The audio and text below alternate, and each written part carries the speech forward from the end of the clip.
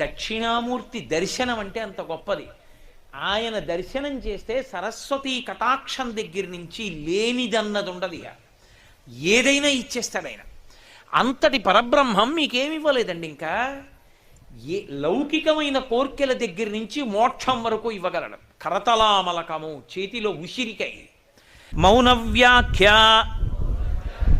ప్రకటిత పరబ్రహ్మతత్వం యువానం వర్షిష్ఠాంతే వసదృషిగణైః ఆవృతం బ్రహ్మనిష్టైః ఆచార్యేంద్రం కరకలిత చిన్ముద్ర ఆనందరూపం స్వాత్మారామం ముదితమదనం దక్షిణామూర్తిం